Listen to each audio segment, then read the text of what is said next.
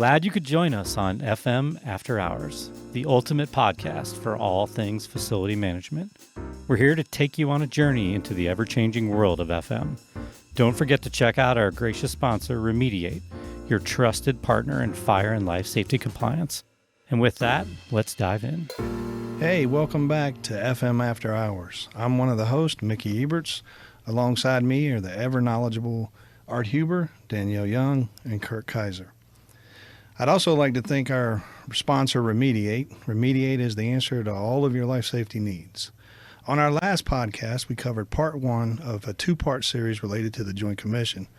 Part one being, what do you do if you're dropped in the middle of a mess and respond to do the best you can through a Joint Commission survey. Today, we're going to cover part two, which is how do you create a programmatic approach to ensure success. I'll turn it over to Kirk and Danielle to help facilitate the discussion. Thanks, Mickey. Hey, we're switching it up here today because we want Mickey to talk more. And we figured out when he was hosting, he didn't want to talk as much. So that's true. That's very true. I think Art was saying we're going to regret that. Oh, you will definitely regret that. Yeah, we'll see. We may switch it back. Yeah, so with that, let's just dive right back into the topic. So maybe why don't we start out with, sort of what the expectations that you need to go through and set with administration. So again, trying to work towards developing a program, and what's sort of that high level 10,000 foot view like you're going in to look to try to do.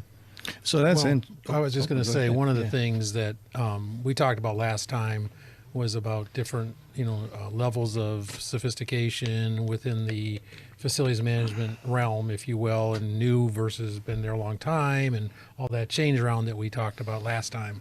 And one of the things that for a new person coming into this role, or even been around a little while, you have this expectation that you're going to go through Joint Commission perfectly.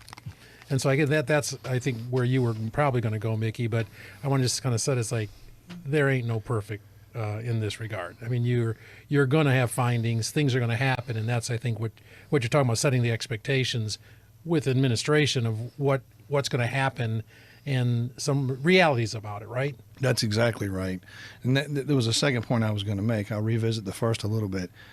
So as a facility leader, you want to be perfect, right? That's just sort of your mentality. You don't want any safety issues in your hospital, but it's not going to happen. And the Joint Commission changed the way they, what do you want to call it, rank the seriousness of findings. So they have something that's called, it's literally low on the matrix. And that's where you're going to have those, and you want to educate your administrators, you're going to have them, right? What you want to stay away from is the high level, high serious findings, right? Widespread findings. And then the second piece of it is, and we talked about this in the last episode, I would hire a partner to do an assessment, to give you a list of basically a map of where you're at. And then I would educate the administrators, because some things, no matter what you do, you're going to get a finding, right? So an example is if the person before you did not test the smoke detectors and it's past a year and 30 days, even if you test them, you're going to get a finding when they come back, because they're going to look back, right? So it sort of gives you a get out of jail free card, but it also allows you to create a plan. And a lot of times when I worked in the hospital, Art was my administrator. And I would come to him with, hey, here's our risk, and here's the things we're going to do to mitigate that risk. So he would know what to expect going into a survey. So is the administration, is there a lot of like, oh my gosh, once they finally get the inspection report, or is it like, what is it? What is that? Well, let's talk about facilities versus administration. In a hospital, what do you think administration's thinking about? Patients, nurses. Not facilities, right? Mm-hmm. They think we just got it, everything's cooking along, and when the Joint Commission comes there, all that facility stuff's going to be just fine. Yeah. And I'm going to tell you, as an administrator myself, like Mickey said, I was an administrator at some points in my career. I got involved in all levels of the Joint Commission survey, and it was almost, certainly eye-opening, but almost shocking to me, where I was sitting on the side with administration, and I would go with the clinical surveyor and do chart reviews. Okay, chart reviews are when they look at a chart and make sure all the I's are dotted and T's are crossed on a chart for a patient. There's all kinds of rules. I mean, I'm not going to go through any of them today, but there's all kinds of rules that they have to follow when a doctor or nurse charts for a patient. And these administrators or nurse or doctor for the Joint Commission will go through these charts and look at them in detail, looking for all the I's and dotted I's and crossed T's, right? Well, they would find all kinds of mistakes or omissions mostly, like you didn't, write a time down, or you didn't write a date down, or you didn't stop a restraint in the amount of time it's supposed to be stopped. And I'm kind of giving the hint about what they're looking for, but or some of the things they look for. And there'd be a lot of them. I mean, I was sitting with this nurse or doctor going through the chart, and I'm going, uh-oh, this is bad. So we go to I'm jumping way ahead, but we go to the exit summary, right? And we're sitting there, and, facilities got their findings, right? And they talk about them like the world is ending. Like, the safety and people's lives are at risk and all this stuff. And we're not even talking about a patient here. We're talking about the building, right?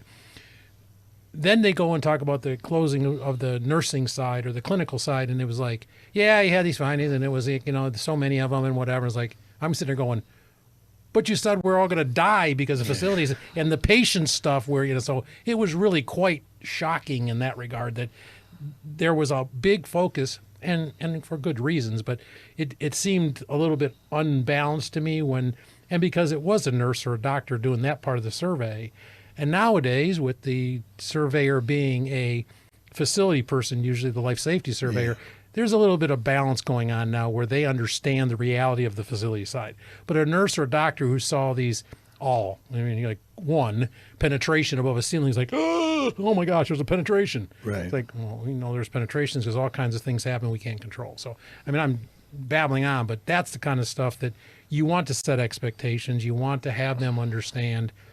And, we'll talk about this at another session, another time, but we get back into finance.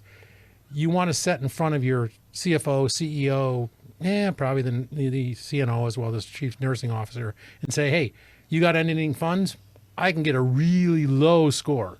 I mean, as far as number of findings, because I can fill the building with facilities guys walking around checking everything every hour, but that we'll still have findings, but they'll be really, really small ones.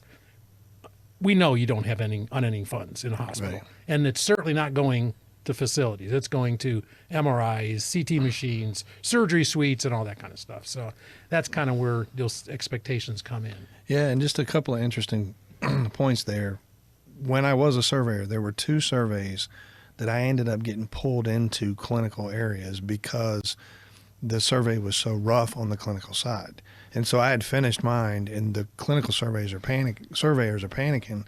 And so I did some radiology chart reviews. I did some nutritional chart reviews, things like that, that, again, they're shocking. When you read, and again, I probably shouldn't say this, Joint Commission's not going to want this out there because I probably shouldn't have been doing that. But the surveyor showed me how to do it and said, if we're going to cover this, somebody's got to do it. Yeah.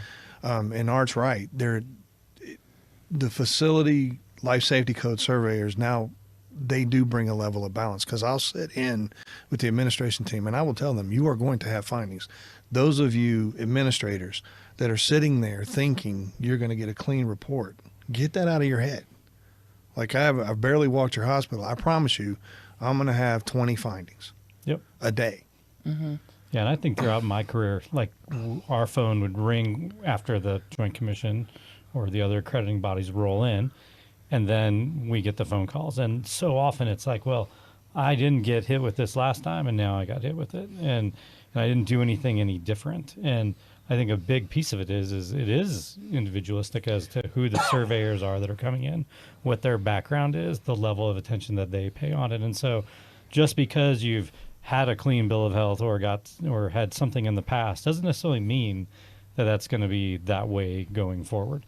And so and that's part of the problem, is it just becomes that false narrative, I think, that is in our heads. That's like, well, I've been good at my fire barriers. Well, now I don't have to worry about them. And the reality is that inspector may not just have spent very much time on it, or it may not have been one of their things that they focused in on, or they might not have popped the right ceiling tiles or whatever it may be. Or your program slipped because you did well And human nature is to focus on where you need to improve. Once you get you get a report card that says, hey, your penetrations are great, but your doors aren't. So now you go put all this energy in your door. That's another potential. But good points. Yeah. Well, there's a component of that too, human nature, right? Where if I'm a facilities guy and I get this glowing report about my above ceiling penetrations in the one survey, I might ignore it till the next time because it was great. I got to focus on because other areas. Didn't even look at it, right? But I'm not going to anybody telling them, hey, he wasn't spending or she didn't spend much time on the above ceiling, and that's why we got such a great score. Because I know the reality is, we just put in a new, IT system, and they punched all kinds of holes up there putting those wires through. But they didn't look and didn't find them. So and my nature is, well, maybe the next guy or gal won't look either. Yeah. So I just focus on the doors or something else. And then this next person comes through, starts looking above all the ceilings. And boy. Yeah. So as we, excuse me, take a step back and start thinking about how to develop a programmatic approach, right? To how to develop let's call it a roadmap, right? Where does that begin with? So, I mean, for me as an independent contractor coming in, like the first thing I would always do is ask, hey, can I see a copy of your life safety plans? Yeah. Right. And that becomes the basis for how we would look at barriers and doors and dampers and all of these things. So maybe talk about the challenges of life safety plans in the hospital environment, if you can, and the importance of having them accurate, to if that's going to be the foundation building blocks, maybe. Well, let me jump in first, because both of us have been in multiple facilities for different reasons, really. Because Mickey, as we talked last time, has actually been a surveyor. So he's been in facilities doing the surveys. I've been in facilities managing, say 15, 20 facilities across the nation as a contractor. So I'd have to go into every one of those facilities, meet the director, get to know them, get to know the building. The shocking thing, the only reason I'm saying all this, the shocking thing to me was how rare it was to find that life safety drawings were not only not up to date, because that is one challenge, and I'll let you go take the challenges thing next, but the other one is they just didn't have them or know what they were. And it was like, I would sit there with my mouth hanging open going, this is the key. I mean, this is the first part. Yeah. And you start there with your surveyor, it's going to be a bad day. You're already starting off at a disadvantage with that, because you're already starting off with a slowness in the process. Yeah, it's a really bad place to be if you have to hand the surveyor a bad set of life safety prints, or I don't have a set of prints, because at that point, then the surveyor has no choice but to move forward. Right. And so one thing that's going to happen is there's going to be a call to Chicago, which is the Joint Commission headquarters, and there's going to be a discussion. Most Joint Commission surveyors are not qualified, and by the way, they're not getting paid to create a set of life safety drawings when they're surveying. So your survey is going to be rough, right? To your point, Art, I experienced the same thing on the operations side when I was in facilities and going to a bunch of different places. Number one, have a set of life safety drawings. And if you have the skill set, and most people don't, then review them. If you don't, bring somebody in and get it right. It's easy to keep them right once you get a good set, right? It's much less expensive, much less invasive. There's a whole nother reason to have it as well. One, you can eliminate a lot of things that you might have to do if you have things designated as suites that should be suites. You can eliminate doors, you can eliminate fire barriers and fire walls, different things like that, right? That lessens the work you have to do. But it was commonplace. I don't remember, probably 40, 50% of the time, I was assigning findings because of life safety drawings either being inaccurate or not having them. Yeah, and it is a challenge. I mean, when you look at the hospital environment, and they're constantly changing usage of areas, they're changing, hey, look, renovation projects, TIs, tenant improvements, all of these things. And, and it's in the micro of, we're only changing this little area over here, or we're swapping these rooms, but I mean, changing the usage of a room can change the rating that's required for a room, can change, again, the fire and life safety requirements around it. And it's just this downstream effect. And when you look at a hospital as a ever evolving, ever changing organism. Organism. And I mean, trying to keep up is a challenge for them, especially if you don't have someone that you're tasking to be responsible for making sure that they're up to date, because one piece lies in facilities, another piece lies in, again, the operational elements of the hospital, another piece is with, the construction department, and so on and so forth. And well, since we're talking about preparation for Joint Commission or processes, Mickey said, have one, have them done right to begin with. But the process after that is key, because if you're the facilities leader, you better know about all the construction, all the changes and occupancies.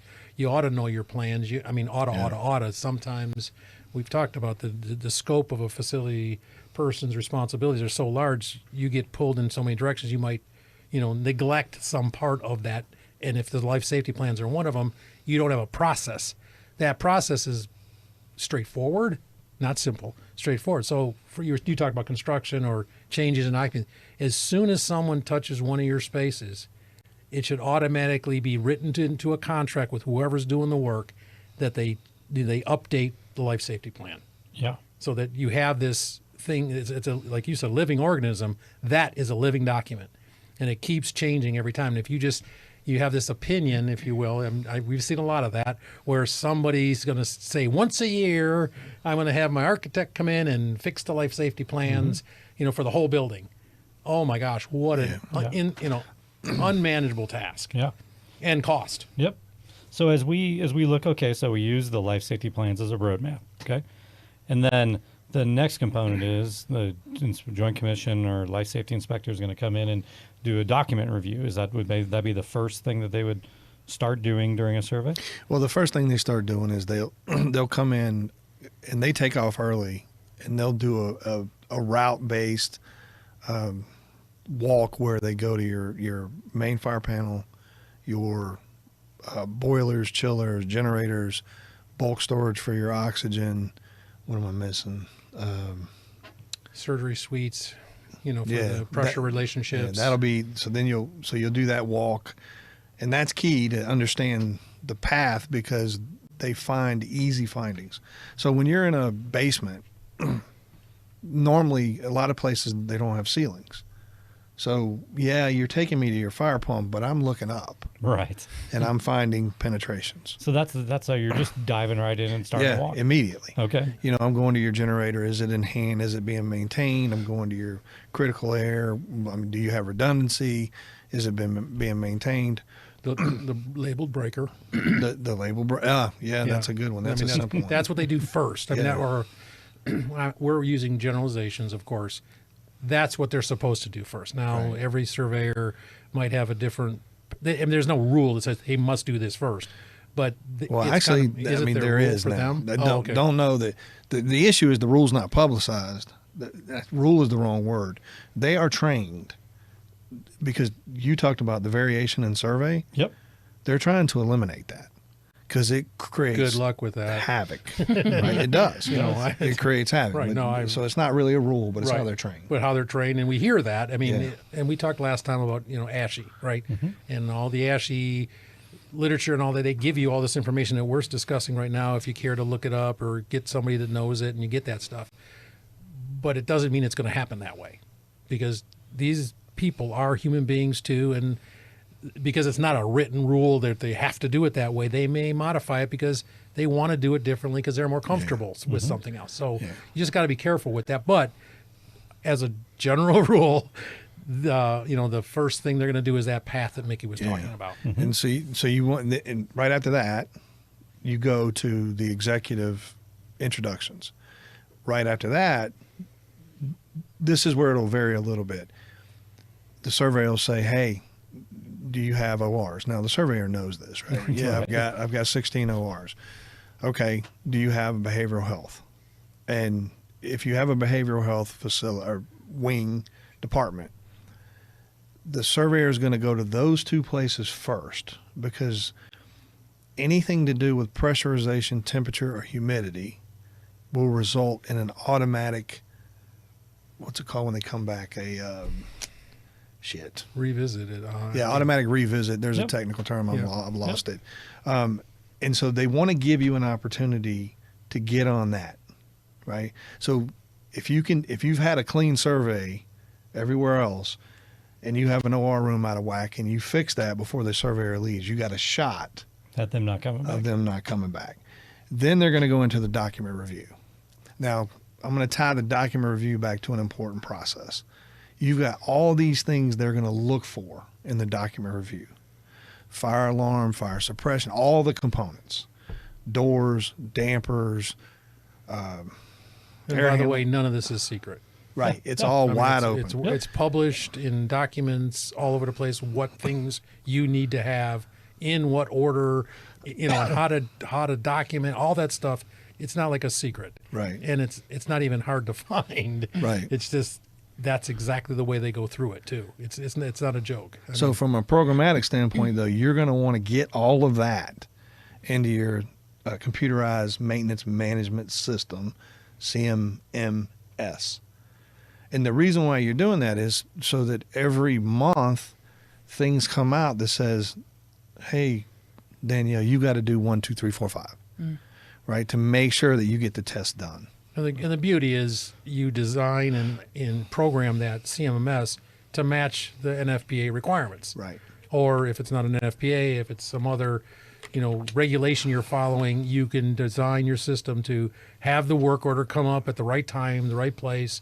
And then what you do, how you document it, all those things can be done. Now, you don't have to put it in a CMS.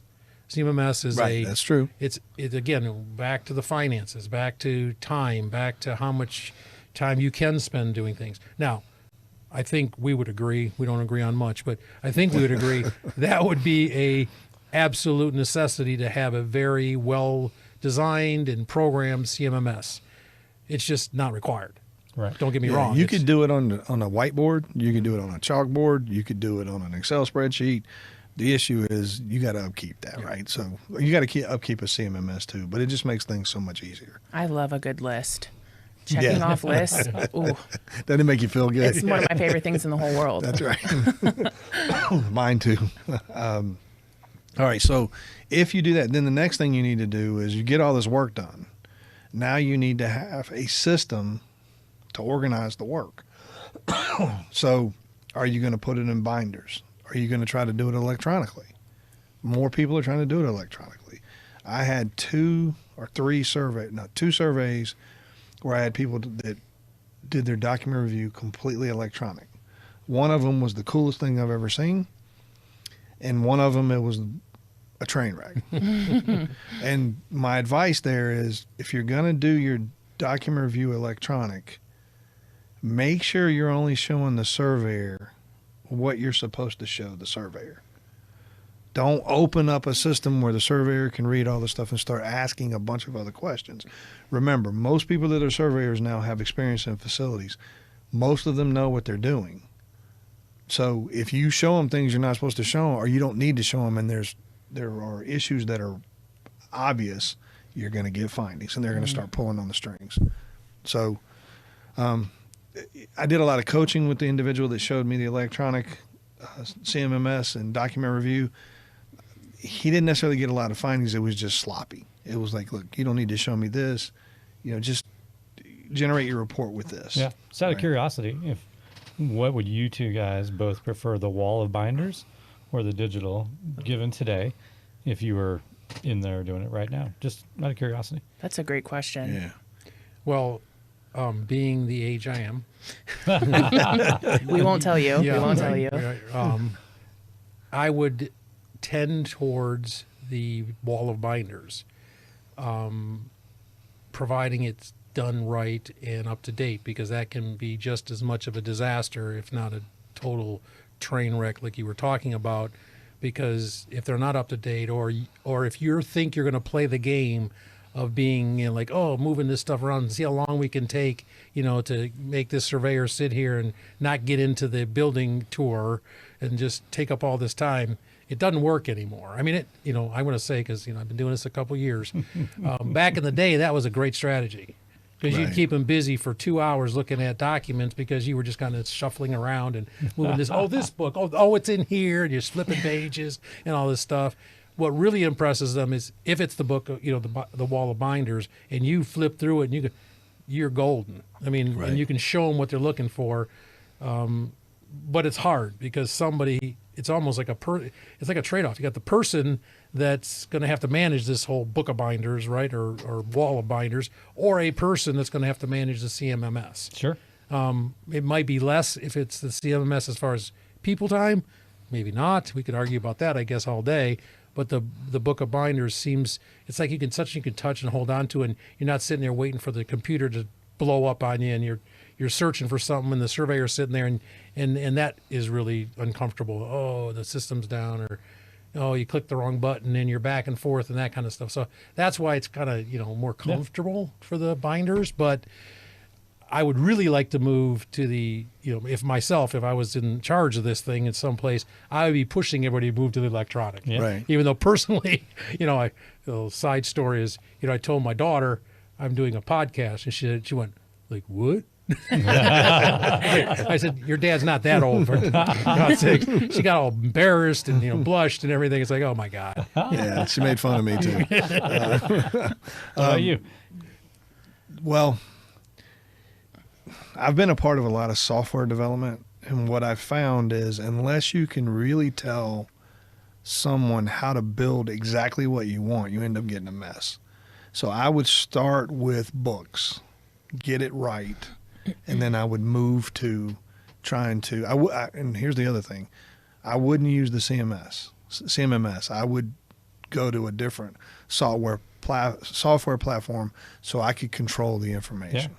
Right. Well, that'll be an interesting. We'll have to revisit this in our next podcast where we talk about insourcing versus outsourcing. Yeah, Because I think that's a huge component of it. What capabilities do you have to be able to do it? Right. Versus, if you're insourcing it or outsourcing Exactly. it. And I totally forgot what Mickey just was, I think, alluding to. He didn't say what I would have said is you have these off-the-shelf software programs, CMMSs, that the salesperson will tell you is going to do everything for you, and it works seamlessly and all that.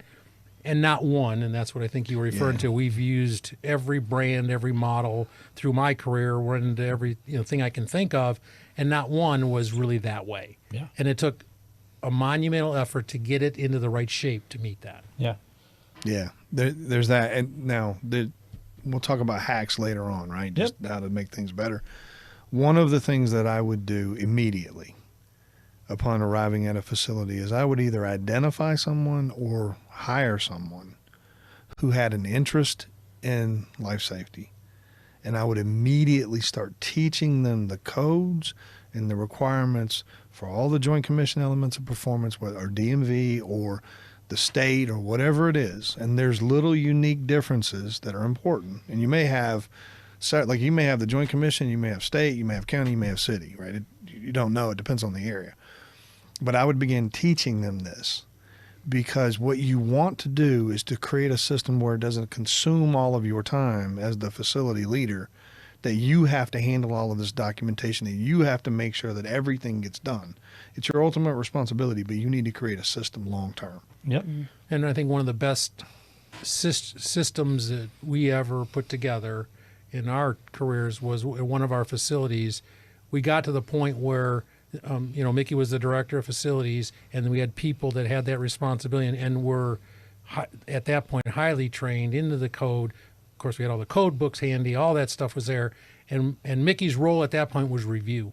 Yep. On a monthly basis. Exactly. And just to that's what look I did. at it. Kind of like it doing a survey, although he wasn't a surveyor yet, but like doing a survey of your stuff once a month. That was his responsibility because it was put together by somebody else, and they sat there in front of him shaking, here it is for the month. Did I get it all right? Yeah. But they cared. Yeah. And part of that was you wanted to make sure the test got done, or inspection. There's failures. Did they get repaired? Did you do an ILSM? Did you fix, retest, right? Just that circle, and getting them to understand the components of that. And ILSMs are complicated, but they're necessary. Just because you do an ILSM, just because you do the assessment doesn't mean you have an activity you have to do, but you've got to show that you did that evaluation, right? And it's so much better, and I've learned this throughout my career, passing knowledge on and building people up. And I'll try not to cover it twice, but in the hacks, one of the things that surveyors love to do is walk with people that are learning, right?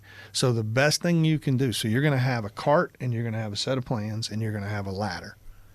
You're going to have somebody pushing that cart. Have the person that you're training there, one, so they can get used to what the survey experience is, but two, have them talk to that Joint Commission Surveyor and tell them their story. It's amazing how they make that connection, and then the surveyor becomes a teacher in the middle of the survey. Yeah. So as Art said, hey, keep them in. I mean, once they get ready to go out and start doing the walk, right? So I got two questions for you guys. Number one, like, how much does the document review affect what they're going to walk and look for, right? And then number two, like, what are those things when that surveyor, excuse me, when that surveyor goes out, like, man, they're looking for this, right? So you get ready and they're taking off and they leave your wall of binder room, and again, so the first part of the question is relative to what they saw during the document review, and then the second is just high level, man, as they're going through what's going through the surveyor's head, do you think? Yeah. Well, one of the things that I was trying to remember, like you were trying to remember what the term is, that I don't remember what it was you were trying to remember earlier, but there's these terms that they use, and you forget them over time because they get overused and they stop using them because it was no fun anymore because everybody understood what they were saying. And basically what it meant, I forgot this term and I was trying to remember it today, but it means they go out and look to validate what they see out there with what they read. Basically, does what you see match what you were told? Right. There was this term they used. And this isn't it, but reconciliation comes. Yeah, it's that, but they had this term where they would say, the visual inspection matched the things we saw on paper. So that's what they're doing. Mm-hmm. They're going out to, you said, let's just pretend you said, we have a perfect system to make sure none of our penetrations are ever there because we inspect them all daily and no one ever punches it in, and we got the system in. So he's going to go out and verify that that's what's there to see what you said is true. And then they do that constantly, looking to verify what you say you're doing is actually being done. Or they go up and look above the wall and you say, oh, yeah, we knew about that because we have a work order. You may go back and say, show me the work order. Okay. Verify that that's true, that you're really doing that. Yeah, and my response would be, in terms of the document review, and my experience matches either being the director being surveyed or the surveyor surveying. Me personally, as a surveyor, if your document review is sloppy, it agitated me, and it gave me the impression that you weren't bought in on what I think is the main focus of your job, keeping your patients safe and visitors, right, and staff. When it was right, the surveyor seemed to relax, and it gave the surveyor an impression that you know what you're doing.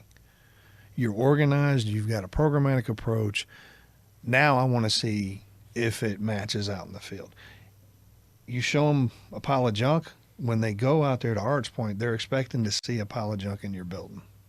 And it's usually true. And it's usually true. Right. Now to the second part of your question. You're out, you're doing the building tour. There's multiple types of findings, but there's life safety findings and then there's environment and care findings. Focus on those two. A lot of surveyors find a lot of environment and care findings. The title of your job at the Joint Commission is Life Safety Code Surveyor. And I remember going to training and they talked about this. They said environment and care findings are great. CMS is looking at life safety code findings. So the Joint Commission is pushing the surveyors, find penetrations, find door issues, find sprinkler obstruction issues, right? They are pushing them. And so I shifted the way that I surveyed based on the training that I went through to say, I'm going to check these boxes for sure. I'm going to find the environment and care stuff. Like when you find a breaker, if it's just a mislabeled breaker or a not labeled breaker, that's environment and care. If it's the breaker for your main fire alarm panel and it's not on the life safety branch, then that's a life safety issue, right? So there's different semantics that you need to know. But the life safety code surveyors are supposed to focus on life safety issues, life safety drawings. Are they accurate? Do they have suites listed on them? Do they have the barrier walls and all of that? Right. Yeah. So as they go throughout there, and so we've sort of talked about the life cycle of what this is going to look like, right? So I think people would be super interested in would be like what you had said before, the hacks, right? So as you look at that, maybe, if you had someone new coming in that job, what are the 2 or 3 things you're going to, recommend to them, what we'll call hacks, right? In terms of, hey, this is going to lead to the best possible result that you're going to have, for your survey. Well, I think we said it already. It's not, go ahead. I was just going to say, because a lot of the times they're walking into a pile of just stuff to get done, and they're not quite sure where to start.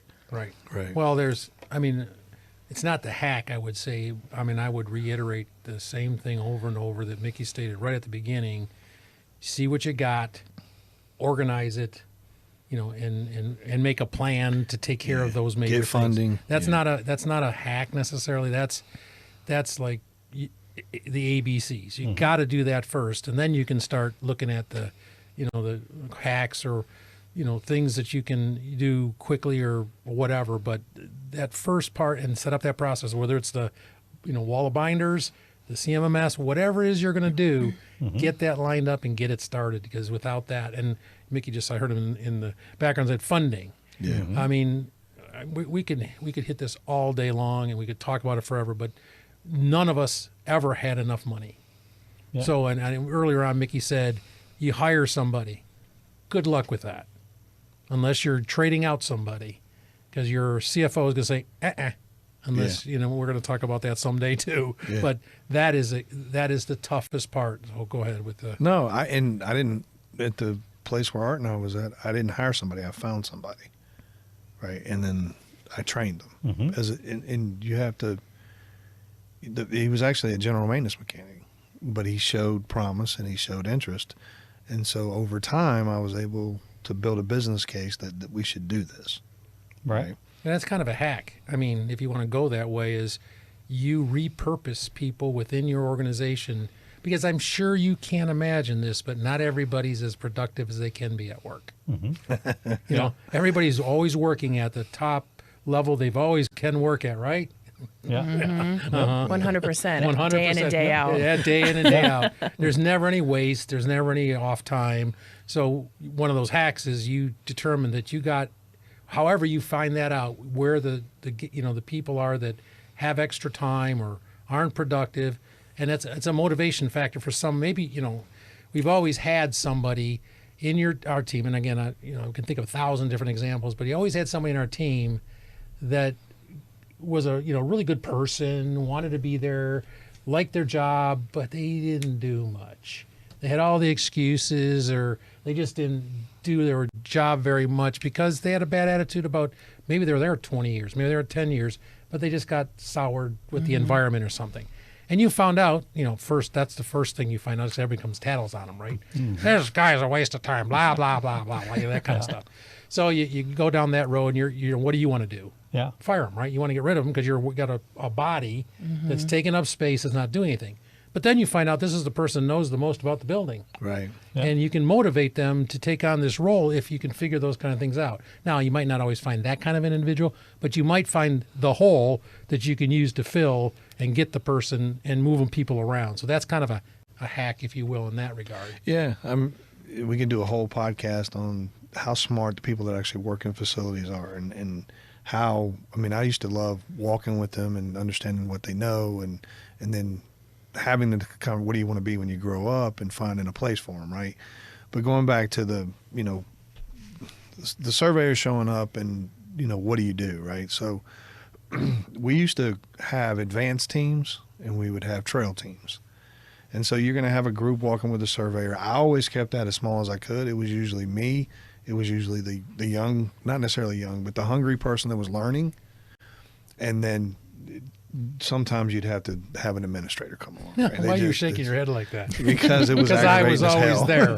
It was aggravating as hell. What are you shaking your head like that for? You got in the way. Rolling your eyes. In the way, right? Let me do my work. All right, guys. All right, back up. But essentially, you got a radio, and they find a penetration, and your advanced team, you know the route. Like they're not going into patient rooms. They're walking the perimeter of the floor. They're checking the fire doors, the cross corridor doors, and the fire doors in the stairwell. Have your advanced team check it. When you're doing your document review, send your guys up to the 8th floor. Get started, right? Look for obvious findings. That's part of the hack too. Yeah, that's part of the hack. Well, part of the hack is knowing the route ahead of time. Yes. It's top down, right? Top down. You know. And then if you do miss something and you get a finding, have your trail team fix it. Take a picture, take it to the surveyor. Surveyors aren't allowed to use pictures as evidence of something compliant, but I tell you what it does do. It puts that thing in the mind of the surveyor like, damn, these people aren't playing around. Right. Right. So now you're building that credibility with the surveyor. The other thing, people, you said surveyors are people, right? Ask them questions. The whole idea about the person that's learning, that's going with you, talking to the surveyor, they love the idea of that person answering the question. And you know what? Surveyor asks a question and you're the director and you answer it wrong. Ooh. That's not good. But the person that's, Danielle, you're walking with me and I introduce you as you're learning and they ask you a question and you get it wrong and they go, well, let me explain that. That's a great answer, but let me explain 1, 2, 3, 4, 5. Mm-hmm. Right? It goes over well. Yeah. So to that point, like, codes and standards are interpretive, right? I mean, they are. And they disagree with each other in lots of places. And so when you're walking with that, with that surveyor, how much do you push back, confrontational? Oh, you get right into you go right into arguing with them. You jump up and down and start screaming. This is why you didn't want him with you, right? Yeah, exactly. See, I'd have to keep myself in check because I can get a bit sassy sometimes. So it does you no good to. You should state your case. Right. Right. You also have to read people. Some surveyors are more confident than others. Some surveyors are more engaging. Those are the ones you can have a little bit more conversation with. If you find somebody that's got it, they're insecure and they're quick to take offense, then there's, I would state my case, and then I might say, if we still disagreed, I'd say, listen, no disrespect, but can we ask SIG for an interpretation? The standards and interpretation group. Thank you, standards interpretation group, right? And now, if the person's insecure, they may be pissy with you, right? You always have the ability after a survey to challenge a finding. And I'll tell you now, back when I was surveying all the time, I would survey someplace in Massachusetts. I'd be in Colorado the next week. I'd get a phone call. They would explain to me the challenge, and I remember distinctly going, I don't know what I was thinking. Yeah. Get rid of that. And that's it. They don't give you a hard time about it. They just release the finding. So there's no backlash from that. You'll find administrators, because they're so freaking, and I was an administrator, right? And so I'm messing with him because I like to mess with him. But they're so risk averse. Don't say anything to the surveyor. Don't push back on the Joint Commission. No, you're paying them, right? If you're building safe and you believe it's safe, then you should be able to challenge them.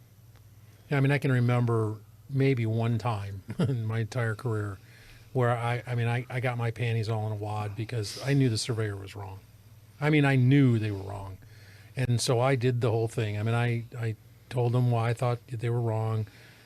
At that time, we didn't have the phone call to SIG. You had to send in all this stuff. So I went through all that stuff. And in the end, I won my case. I had the finding removed. And I thought afterwards, I said, why? Because I had 20 findings. Right. So I got one removed because I won, Right. But why? Why did I go through all that to have this one finding removed? And it was just a technicality in your codes and standards interpretation thing. Mm-hmm. And you read it and it said, in the back of the things in the index aren't codes, they're just suggestions. Well, the surveyor was enforcing a suggestion. So I won the thing, but why? Right. Now, what's interesting, and I don't know if you remember the whole deal with the smoke detectors that were 3 foot. Yeah. Oh God. The what was it, the air vent? Mm-hmm. That was a supplemental in the appendix or something. Right. If you're dealing with the state, good luck. Good luck. They don't. One of the reasons why I like the Joint Commission is they are trying to educate, and they want the facility to be safe. They do talk at CO, in training, in conversations with your leaders. They talk about not over surveying, right? What's the intent? So whether all surveyors take that and, do it that way, who knows? Yeah. No, this is great. Just in the interest of time and not making this thing run on for a couple hours, I think we are sort of at that mark now. So if we think about the sort of the key takeaways that you would want to impart upon someone who is, new to the job or, going through it and just, wants to learn from some guys that have got some pretty lengthy experience, from what I heard is, hey, look, it starts with a good set of life safety plans, right? That's the beginning roadmap to go out there. Right. Then moving into knowing what that path is going to be and making sure that, hey, at least as they're going to walk that initial path before they come into the document review portion, right, you've got those areas, chunked away on. And then you had said temperature, humidity, and pressurization, and just making sure that all that critical is online and is where it should be, right? Right. Then it was the document review, being organized. Yeah. Right, being highly organized, having the wall binders that looks good, knows where things are at, and or on the computer, and then we're going to expand upon that with the next topic, which is insourcing and outsourcing, because that might have some effect on that. Right. And then getting down into the building tour. Yeah, I don't think we spent a lot of time on both critical air and water management. I mean, that's in the document review, but it's hot topics. Yeah. I mean, it's really hot. I mean, it always has been really once they started. It became like fire doors. I mean, at fire doors at one time, it was always in the code, but they never surveyed it. Well, then the Joint Commission got gigged by CMS, Center for Medicare and Medicaid Services, that you aren't looking at fire doors like you're supposed to, because they were doing follow-up surveys and finding these things wrong that the surveyor for Joint Commission didn't find right. So that became the hot topic, and that's where fire doors have become this just most important thing you're doing in your facilities. So those kind of things you just need to know up front. And Mickey talked about that first hour, first 30 minutes. We didn't quote every place they go directly because I don't have it in front of me and I don't remember this stuff. Right. But look at that and make sure those things are ready. That breaker is marked and labeled, the generators in auto, and the fire pumps in auto, those kind of things, because that's where they go first. And one of those things wrong can be, what's it called, the immediate threat to life. Yeah, immediate threat to life. And you're on the entire survey, not just life safety survey in your facility. The entire survey is now a mess. I mean, you just destroyed the whole thing because they're going to put you in a headlock, basically. Yeah.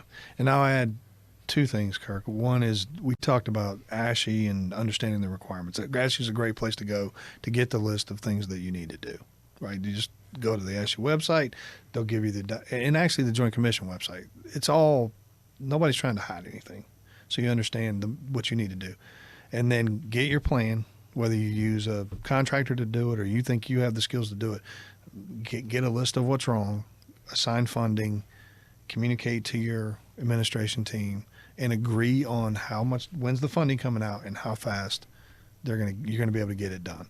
And also, here's a big thing: the discussion around, hey, what's the risk if we don't do this? Okay, I've got a compressor on my critical air system is not working. I need $30,000 to fix it. Well, what if we don't do that? Okay, well, let me explain it to you, right? It's not good, right? Yeah. Oh, yeah. Now you're talking about that immediate threat to life thing, right? It can go that high. Yeah. So. And we talked a little bit about CMS, and we really didn't go down the corrective part of that. We did the escalations, the preventative, if you call it that side. And one of the hacks, if you will, that I've always had with the surveyors, you can't get everything fixed all the time as fast as you want to. You might have a door out of place. You might have a hole in a wall or a ceiling tile out of place. But if you have all that stuff listed in your CMS as a corrective measure, and you can show the Joint Commission Surveyor it's on the list and it's going to be done within 30 days, it basically washes it out.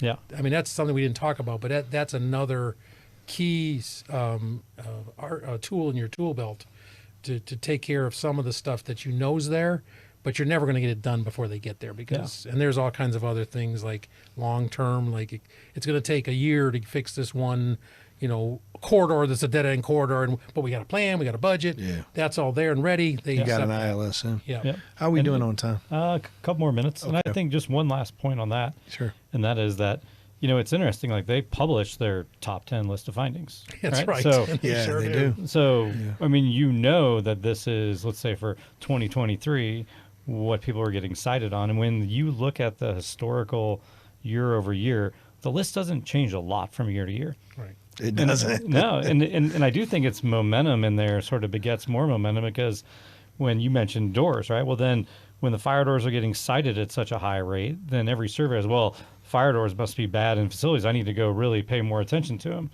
So it just makes it worse. It's like this snowball effect, right? See, that's actually a great point. So go back to setting expectations for administrators. One of the things I used to do, I used to work for Sodexo, and I traveled around the country. And so I would go into places where they were having trouble with accounts. And the first thing that I would do is I would grab the CEO or COO, and I'd walk with them. And the reason why I would do that is, one, let them bitch at me.